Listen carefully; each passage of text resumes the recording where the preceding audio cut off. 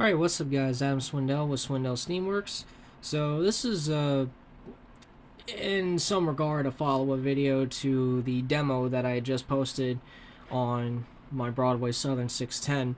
So my bro Thomas of Southern Canadian 2839, he watched the video and he recommended that I do a video actually verbally talking about everything that I've done to the model, even including like when I first got the model, things I had to address, and so on and so forth. Even though I'm probably going to be repeating some of the stuff that I had already put in the description of the demo video, this is going to be basically just everything put together from my first exposure to this model all the way to now, what the current state of the model.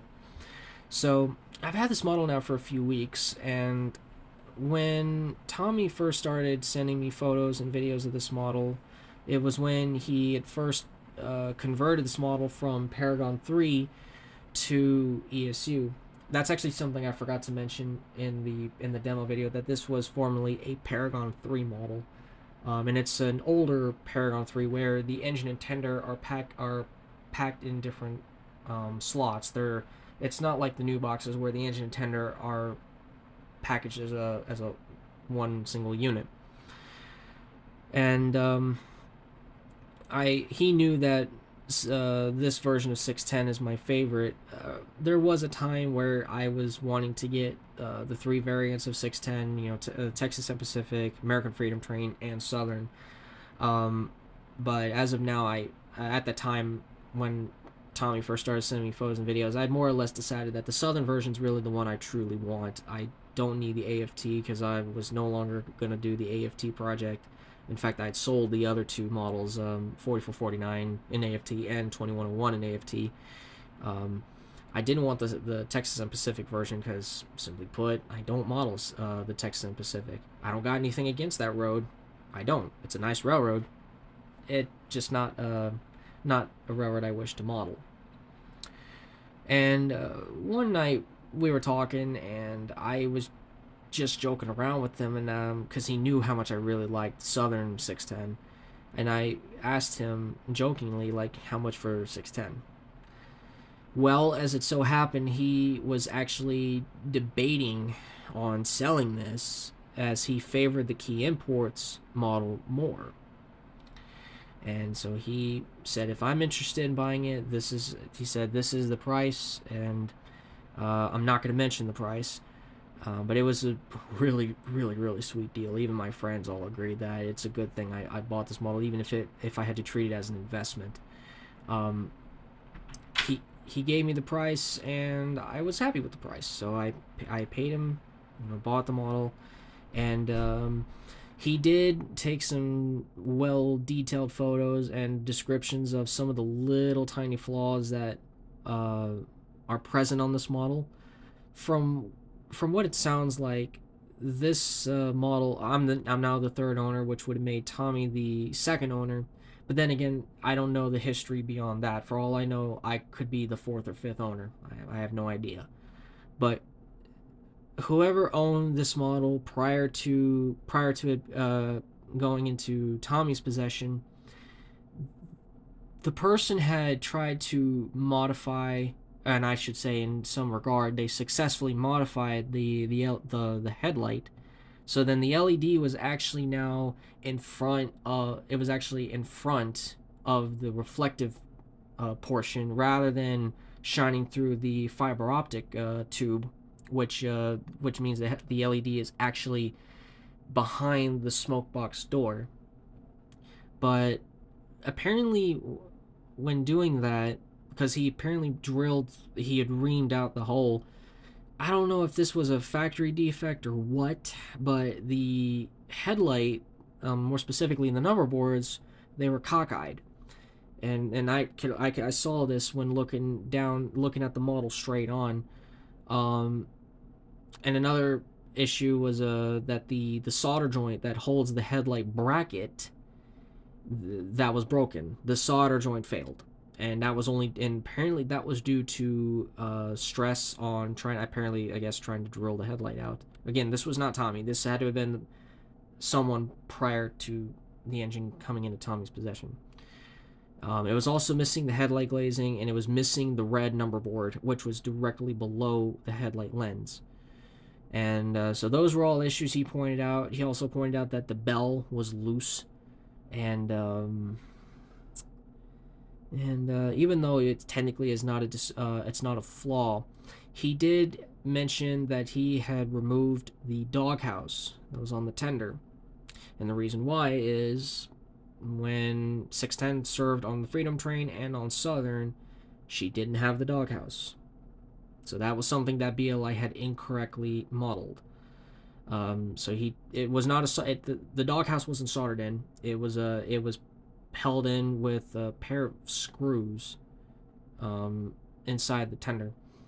So he removed it, but it did leave the alignment holes, or the screw / alignment holes for the doghouse. And he did say that I'm gonna have to find a way to cover that. And that's when he told me that about the toolbox that actually sat where the doghouse would have been. And he said there might be a few little spots where you might have to touch up, the black, or maybe touch up the white on the white walls. But other than that, it's in great condition. And he was right. It really was in great condition. Just a few minor little things that I would have to address. In terms of the headlight issue,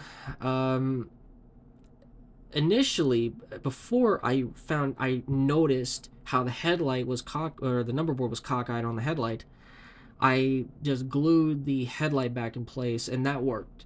But then once I noticed how the headlight number board was cockeyed, I tried to straighten it out, and I more or less managed to straighten it out, but it just still didn't look right. And plus, there was the issue with getting a replacement number board. So I contacted Broadway, and unfortunately, they couldn't just sell me or provide just that red number plate. They said for this model, the number plate is part of the subassembly, so I would have to get an entire new boiler face. And they said they had the specific number or boiler faces for 610 as she appeared on Southern. So with the whole part, it's the headlight with all the numbers, didn't have the Screaming Eagle. That is a detail I had to transfer over, and the Alesco feed water heater. When I got the new part, and I actually did wind up swapping the feed water heaters, because this one, there's no scratches or dings. The new part, there was one ding, which was on one of the broad surfaces. And even if I touched it up, you would have still been able to see it. And knowing my OCD, I'm like, nope, I'm not dealing with that. So I just swapped it out. It's 2 screws holding it in. Done deal. The headlight is pretty much put back to the way it would have been at the factory. It's plenty bright for my liking. I'm not concerned about that.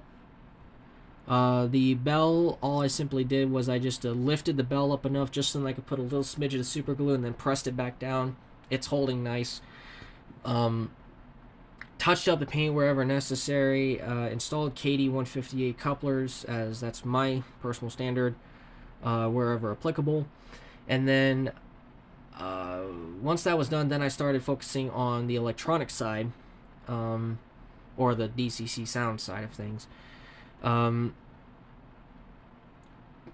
Tommy had put an ESU Loc Sound 5 21-pin decoder in this thing, and it was mounted on top of a Nix Trains Decoder Buddy Mini.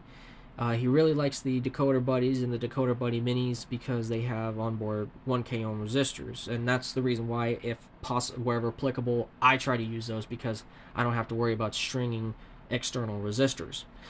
And he did a really good job on the wiring. It's the same level of wiring I would do, nice and clean. It's not a rat's nest. He also he also installed new tethers.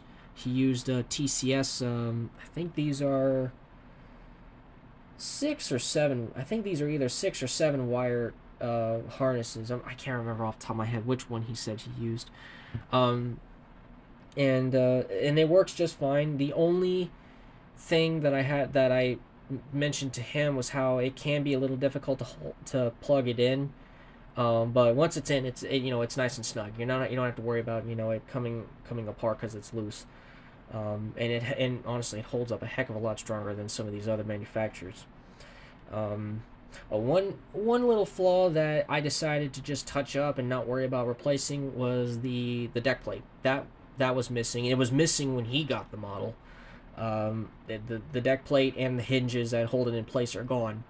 I could have purchased a new cab, but I decided not to because I didn't want to have to screw around with that deck plate when trying to plug the engine and tender together. Plus, I mean, you're really not going to see it in most cases. So I was like, I'm not going to deal with that.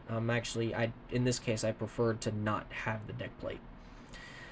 And then I upgraded the speakers to dual scale sound system speakers. I used two 28 millimeter by 15 millimeter speakers. I took measurements because I wanted to ensure I would order speakers that were plenty large to give me the sound volume that I wanted, but also still give me enough room to mount the decoder.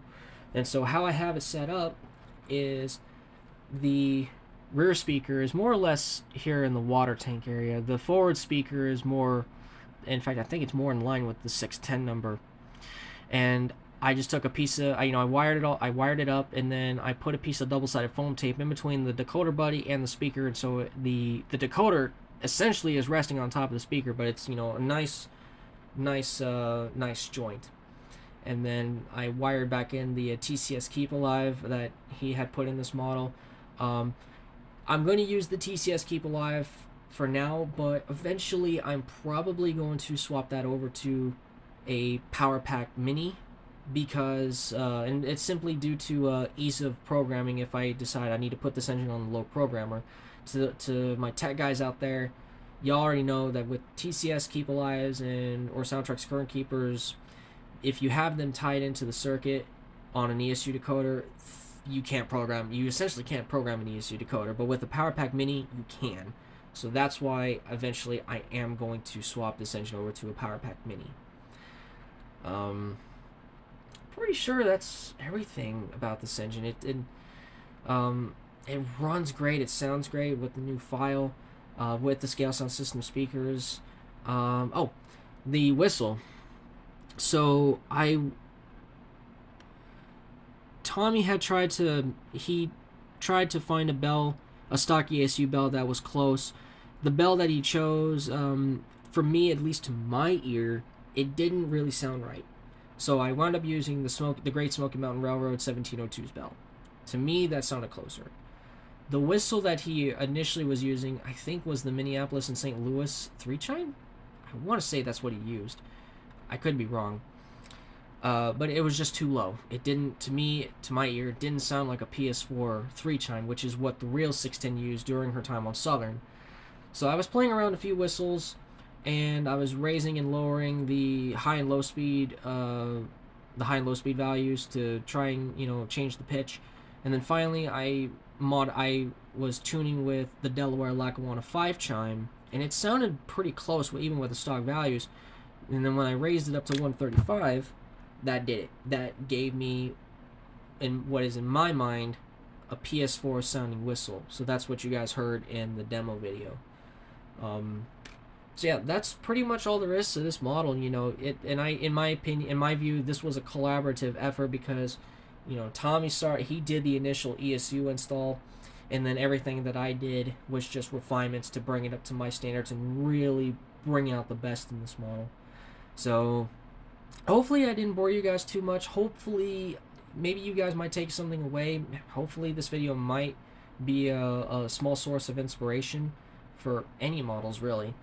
So I hope you guys enjoyed this video, and I'll catch you guys later.